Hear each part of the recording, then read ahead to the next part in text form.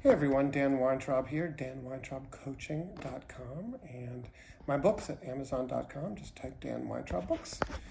So I wanted to share with you that I am having a hard day, and then I want to talk with you about that because it points directly to all that I've shared with you and all that I write about neurophysiological dysregulation and the creation of practices as a way to nudge our neurophysiology in a different direction. So, and this is important because I'm going to share with you all of the possible reasons for why I could be out of sorts, dysregulated, whatever words you want to use. But in the end, I don't know. And is it really worth spending all that time trying to figure it out? So, when I feel neurophysiological dysregulation, I feel it in my body as a kind of unsettledness. Some might describe it as homesickness. Some might describe it as feelings of anxiety, of feelings of not being able to sit still. Some people use the word antsiness. Also, for me, it's a very powerful feeling, and it's existed my whole life in different manifestations, and I have undertaken all kinds of actions, of course, when I was younger, very unconsciously, as a way to mitigate those feelings. And so here are the possible reasons why I could be feeling anxious, dysregulated, out of sorts.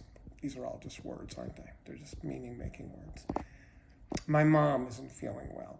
And with the resurgence of COVID and the Delta variant, and my son and I having spent time with her, I'm sure I'm having a rush of cortisol and adrenaline, or I'm not sure. I speculate that I'm having rushes of cortisol and adrenaline surrounding that.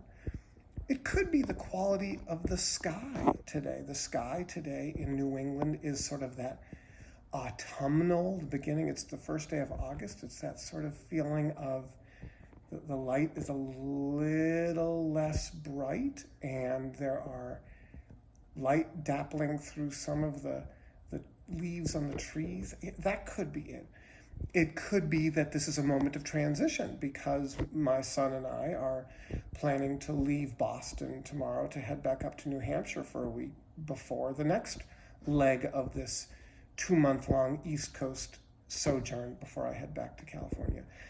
It could be that my cousin, with whom I'm very close, who lives in Los Angeles, her mom is very sick, and I could be having all kinds of internal conflict about being here on the East Coast while she's on the West Coast and not being there with her, for her.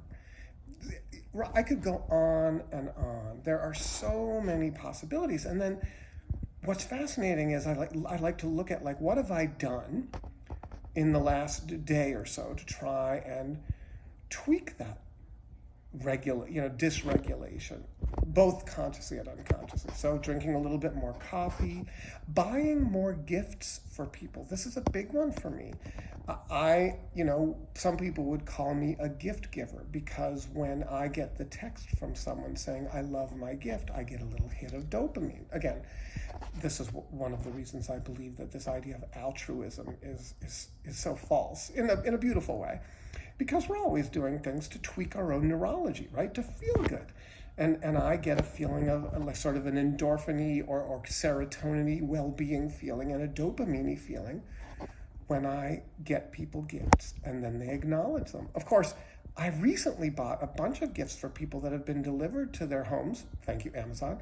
But I haven't gotten the thank you for my gift, which could also be precipitating a cortisol-y experience inside my body. You get the picture? It could be so many different things. Here's where it gets complicated. Sometimes, in an effort to feel better, we undertake actions that aren't good for us in the long run, or even in the short run, that are meant to stimulate our neurophysiology, but that we look back on and say, ooh, that wasn't a great choice. Some people go out and seek, anonymous sexual rendezvous as a way to stimulate all of the bliss hormones, the oxytocin, the dopamine, etc.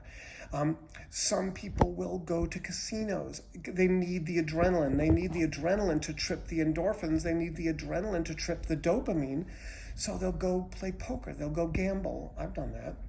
There are so many ways in which individuals will try and regulate their systems when they're feeling dysregulated.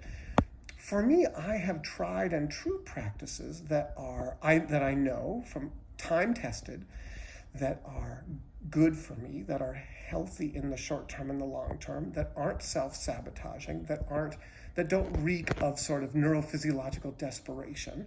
One of them, as I've said before, is going for really long walks. So I just went for a 45-minute walk, and I will go for another 45-minute walk, and I will walk, and I will walk, and I will walk. It will get the endorphins going. It will give me a little hit of dopamine. My serotonin centers will be a little bit tripped by it, and I'll get some sense of well-being. For me, walking is a very helpful practice in nudging me away from feeling out of sorts, feeling dysregulated, feeling anxious, all of those meaning-making, narrative, story-based words that are ways for us to describe when we're not in a good groove. Anyway, I'm not in a good groove today. I am extremely or fairly dysregulated, and I see it, I know it, I don't need to know where it comes from, and I know how to take care of it, and that's how I can help you. We can figure out some practices for you after we examine your history and your present, talk about your physiological experience, how things land in your body, what you tend to do to change those feelings, and we can talk about practices that, in the short term and the long term are self-building and self-edifying as opposed to self-negating, and that are good for us, and that are built upon a consciousness of our own internal experience, and where we don't flail around and then wake up and say, wow, that was really careless of me, or wow, that was really reckless of me. Anyway, Dan Weintraub here, danweintraubcoaching.com. I have an active practice, and I'm happy to work with you.